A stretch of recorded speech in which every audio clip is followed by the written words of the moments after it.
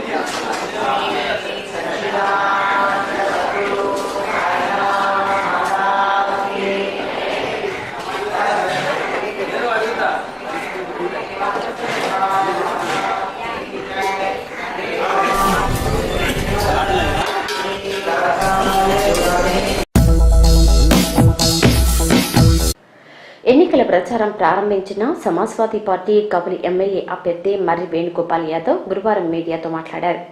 సామాన్యుడైన dish ఆపరేటర్గా జీవితాన్ని ప్రారంభించి రాజకీయాల్లోకి వచ్చానని అన్నారు. స్వార్థ రాజకీయాలకు దూరంగా ప్రజలకు అందుబాటులో ఉంటానని తెలియజేశారు. ఇక్కడ విచ్చేసిన ప్రజలకు నా నమస్కారములు. ముఖ్యంగా మన బీసీలు, ఎస్సీ, ఎస్టీ మొత్తం బడుగు బలహీన వర్గాలకు ప్రజలు మన మొత్తం చేస్తున్నామని, ఏదో సేవ చేస్తున్నామని వస్తున్నారే తప్ప ఏ పార్టీ కూడా మన ఎస్సీ, ఎస్టీ, బీసీలని ఏం మెరుగుపరిచింది ఏం లేదు. ముందు పార్టీ జెండాలు మోసేదానికి మన జేజేలు కొట్టేదే దానికి తప్ప మనకు దేనికి అభివృద్ధిలోకి రావటం లేదు. తీరా ఎలక్షన్ వచ్చే టైంలోకి ఒక 2-3 సీట్లతో పరిమితం చేసి మన ఎస్సీ ఎస్టీ బీసీలందరినీ కలిపి మొత్తం అన్ని సీట్లు వాళ్లే తీసుకుని మనల్ని అట్టడుగు వర్గాలుగా చూసి మనల్ని తొక్కేస్తున్నారు. కానీ మన బీసీల పార్టీ అంటే ఒక రామ్ మనోహర్ లోహి ఆశయాలతో మన ములాయం సింగ్ యాదవ్ గారు సమాజ్వాదీ పార్టీ అని యూపీ ఉత్తరప్రదేశ్ లో స్టార్ట్ చేసి ఒక ఉత్తరప్రదేశ్ ని ఒక అభివృద్ధిలోకి తీసుకొచ్చి ఇప్పుడు దాన్ని మన ఏపీలోకి తీసుకొచ్చాం.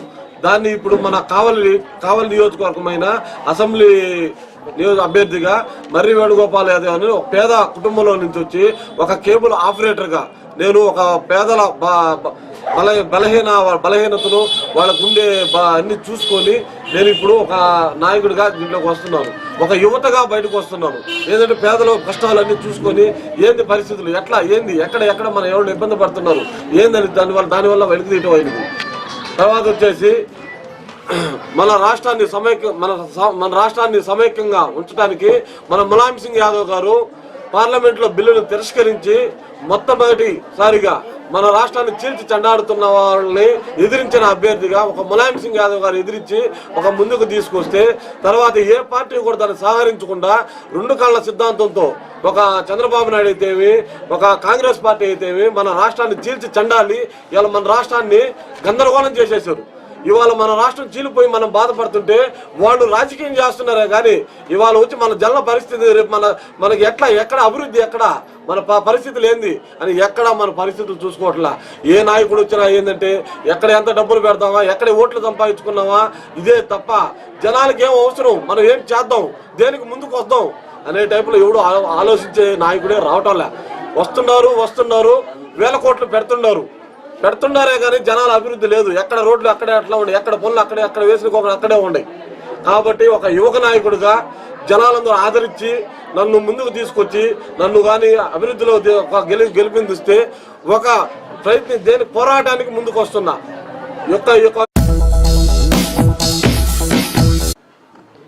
అల్లూరు దగదర్తి మండలాల్లోని BC colony, RTR colony, Ulavapalla తదితర గ్రామాలలో సాయంత్రం తెలుగుదేశం పార్టీ కావలి ఎమ్మెల్యే అభ్యర్థి బీదా మస్తాన్లో బుధవారం సాయంత్రం ఎన్నికల ప్రచారం నిర్వహించారు. ఈ కార్యక్రమంలో ఆయనతో పాటుగా మల్లిరెడ్డి, రవీందర్ రెడ్డి, మేడా విజయకుమార్ రెడ్డి, జి సోమయ్య, అమర్నాథ్ రెడ్డి తదితరులు పాల్గొన్నారు.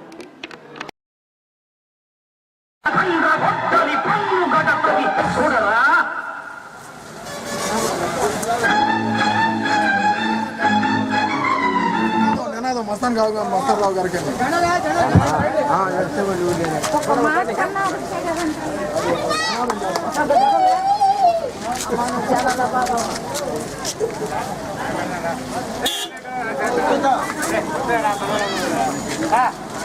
అవునా టికెట్ వాళ్ళందరూ పంపించేసి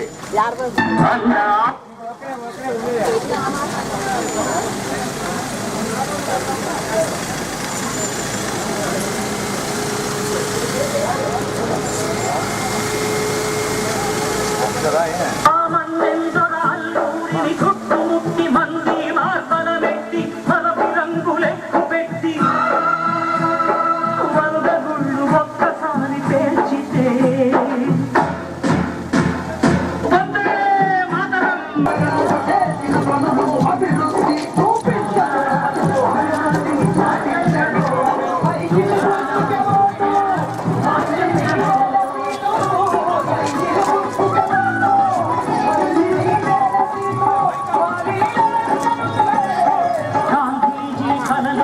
స్వరాజ్యం సాధించే సమరంలో అమర జ్యోతి అన్నపూర్ణ దేశం సదా స్మరామి.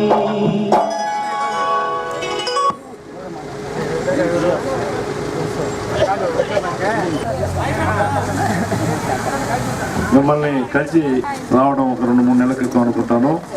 మళ్ళీ మన గ్రామానికి ఈసారి నేను తిరిగి ఎమ్మెల్యేగా పోటీ చేసే సందర్భంలో మన చెరువుల సంఘానికి వచ్చి మిమ్మల్ని అందరూ చూసేటువంటి భాగ్యం కలిగినందుకు, అదేవిధంగా ఇక్కడ మనం కట్టించే దేవాలయం యొక్క అభివృద్ధి కార్యక్రమాలు కూడా చూడడానికి కూడా రావడం జరిగింది.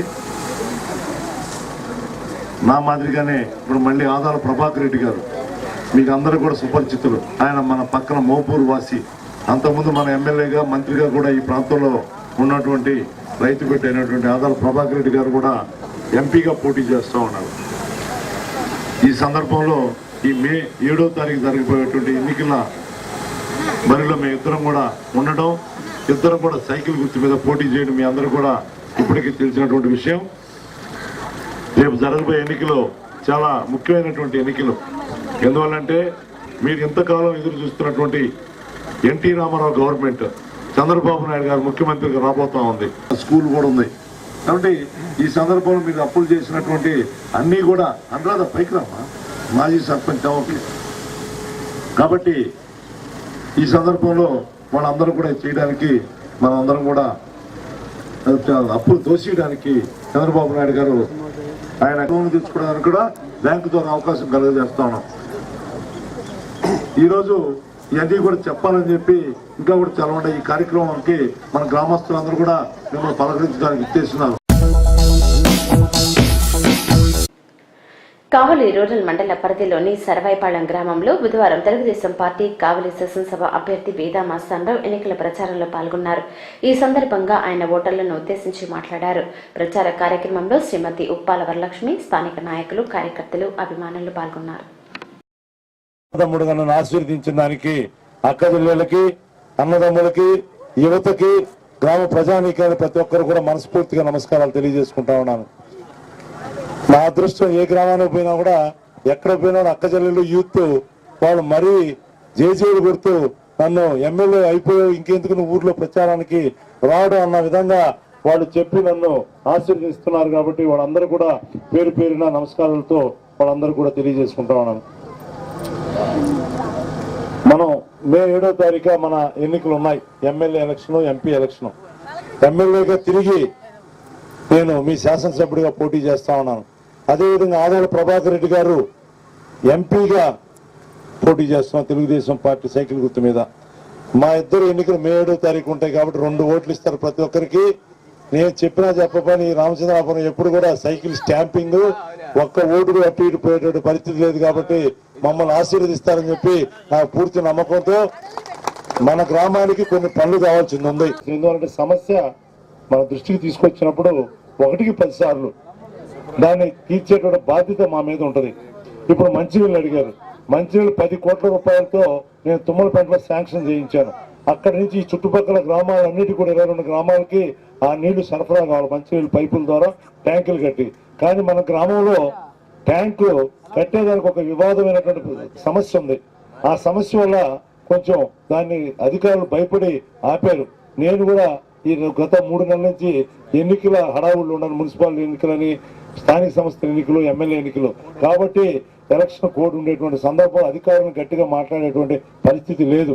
కాబట్టి అయినా కూడా చేసేటువంటి పరిస్థితి కూడా వాళ్ళది కాదు. కాబట్టి ఆ మంచినీటి సమస్య నేను దగ్గరుండి ఆ స్థల వివాదం పరిష్కరించి మన గ్రామానికి ఖచ్చితంగా మంచినీటి సమస్యను తీరుస్తాను, ట్యాంక్ కట్టించని చెప్పి కూడా మీకు తెలియజేసుకున్నాను. ఇంకొక విషయం, మా ఆడపడుచులు అడిగారు, ఈ రోడ్డు మాకు ముఖ్యం అని చెప్పి అడిగారు. మీరు ఎప్పుడు ఏమి అడగలన్నాను. ప్రతిసారి మీరు ఓట్లు వేశారు కానీ మీరు ఫస్ట్ మొదటి నాయకుడు కాబట్టి ఆయన ఇటువంటి చిన్న సమస్యని తీర్చేదానికి పెద్ద సమస్య కాదని కూడా తెలియజేసుకుంటాం. లక్షల కోట్లు రుణమాఫీకి రైతుల కోసం ఇక్కడ ఉన్నటువంటి సోదరులు చేస్తా ఉన్నాం. కాబట్టి 9 గంటల కరెంట్ ఇవ్వడం కానీ రైతులకి, అదే పల్లి ప్రాంతాలు 24 గంటలు ఇళ్లకు కరెంట్ ఇవ్వడం. ఇప్పుడు చూస్తున్నారు కరెంటే లేదు. కరెంటు లేదు కాబట్టి ఫ్యాన్ తిరగడం ఆగిపోయింది. ఎప్పుడో ఫ్యాన్ తిరగడమే ఆగిపోయింది. అది గుర్తుందో లేదో. ఇప్పుడు ఓన్లీ సైకిల్ హవానే ఉంది. కాబట్టి మన సైకిల్ కూడా కొంచెం రిపేర్ చేసుకోవాలి. ఇప్పుడు ఎందుకంటే దూరం హైదరాబాద్ కి ఢిల్లీకి పోవాల్సిన 2 సైకిళ్లు. నాది హైదరాబాద్ పోతే కానీ చంద్రబాబు నాయుడు గారు ముఖ్యమంత్రి గారు.